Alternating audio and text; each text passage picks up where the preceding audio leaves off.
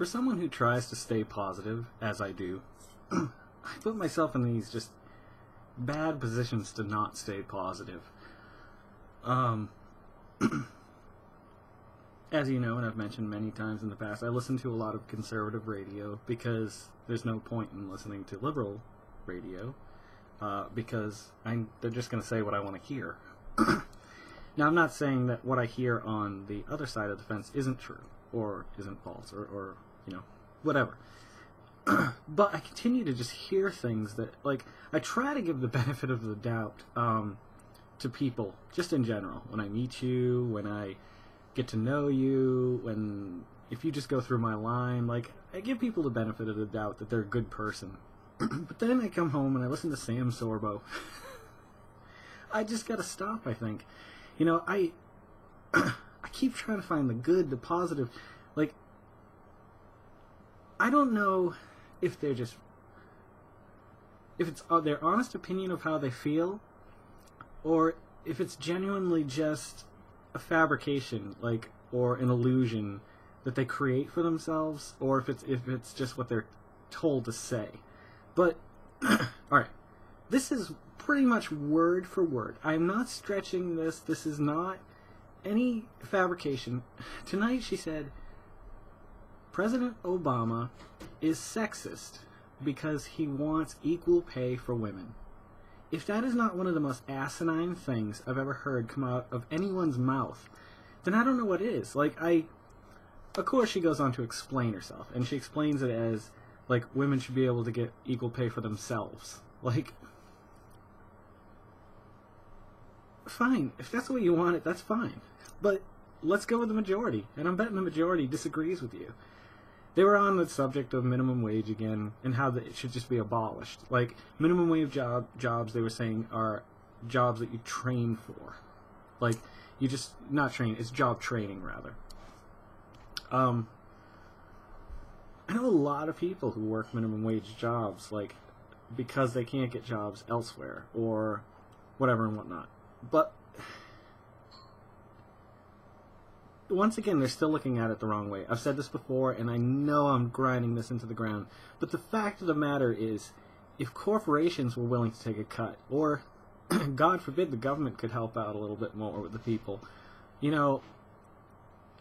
it's not going to put Walmart out of business to pay all their minimum wage employees $10 to $12 an hour. And it's not going to help those individuals very much. But they're saying that everything's going to go up in price. It doesn't have to.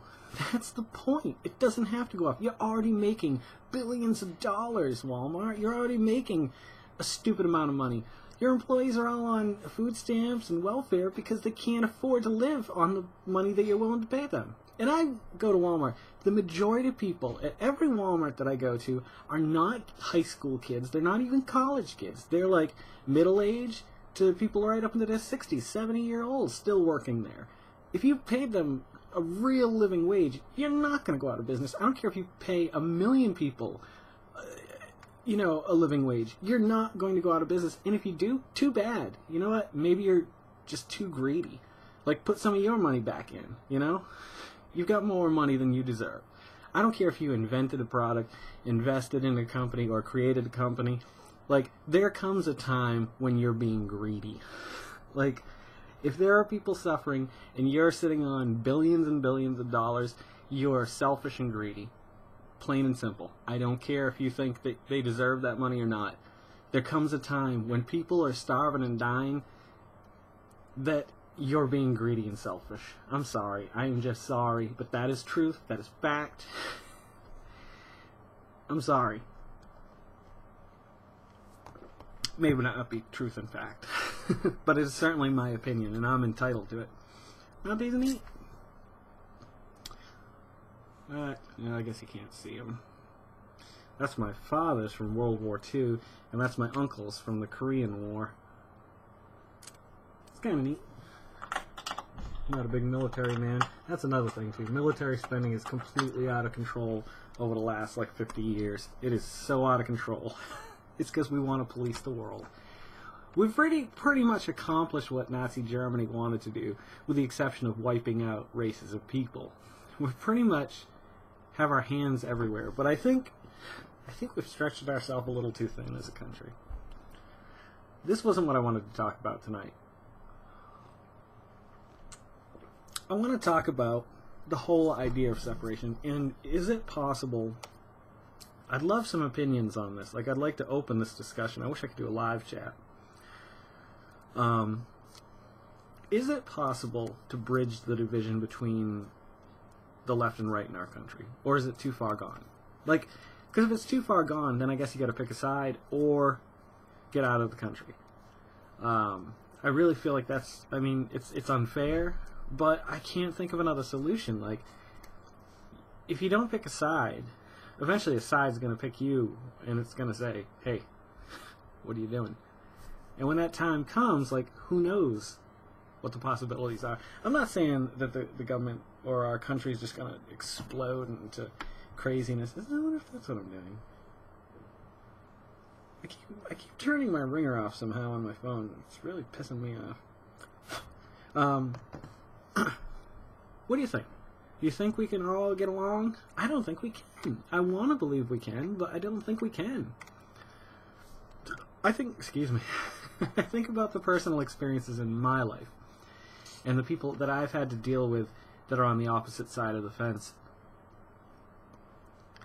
And I don't think there's a way for both political sides of the spectrum to get along much longer. Like, I really feel like one side or the other, something's going to happen eventually, and it's going to be like the LA riots, but across the country, I think. I really do. I think it's getting to that point.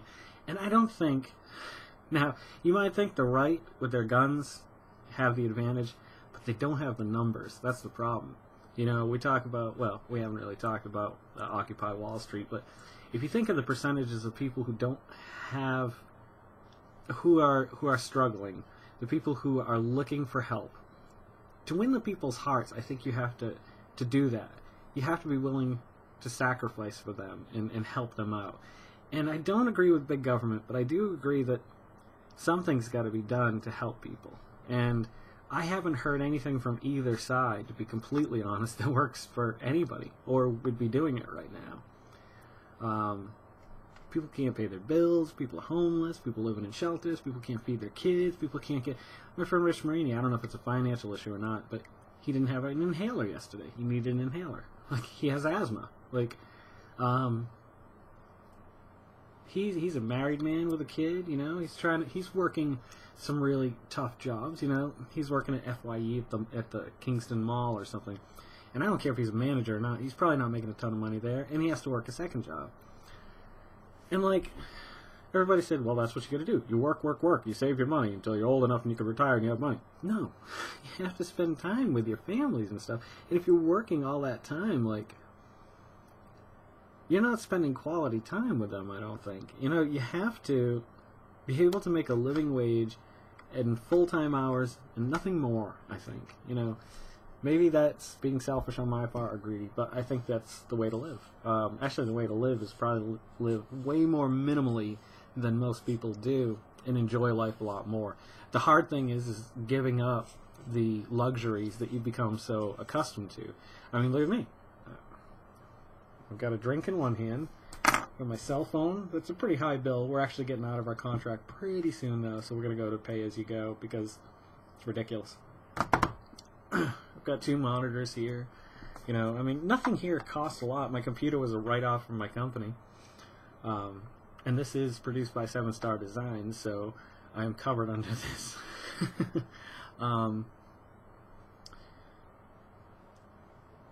I think we've gone too far. There's too many extremes on either side now. There's not an easy way to find the middle, to find the balance, to find the not the tipping point, the balancing point. Like, I think that people who are against abortion and people who are for abortion, I mean, I've laid out my plan, what I think is reasonable, but neither side would agree with it, I don't think. It is the middle ground, I think, the true middle ground. It's on one of these videos. 3 months, that's what you got to make your decision. And if you decide not to have a baby in those 3 months, then you can terminate it. But after those 3 months, if you choose to put it up for adoption or whatever, that's fine. but you cannot abort the child. I think that's fair. 3 months, I know it's not all the time in the world, but you don't have all the time in the world. I don't think you do. You hear about these doctors doing like, let's not even go there. And maybe I'm wrong. Maybe on every issue there is a way to bring people a little bit closer together. Bring them to the table and get them talking. I mean, immigration, you know, I was saying the other day, like, Obama says if you want to join the military, you can get your citizenship. I think you also have to, I can't remember what the other part of it was, learn to speak English or something like that. But, I mean, that makes sense to me. That seems, well, not so much fair to me because I don't believe in a military anyway. Like, maybe a third the size that we have now would still be larger than, you know, most of the countries that we, you know, would possibly ever go to war with. But, you know, defend your own soil. Put those 2/3 that you were spending in all this military that you just don't need to anymore into something to help people. There's tons of, like, abandoned houses. There's got to be a way to get homeless people and houses matched up. You know, forgive mortgages across the board. That's what I'd say. Bring down the banks.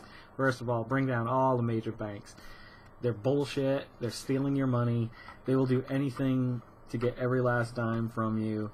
They're horrible, horrible things. And if it wasn't for the fact that it's almost like a necessary evil, almost like Walmart, I guess, which you can avoid, but then I would say, you know, I don't know what I'd say. But all I know is banks, credit cards, major corporations, I'm against all of those.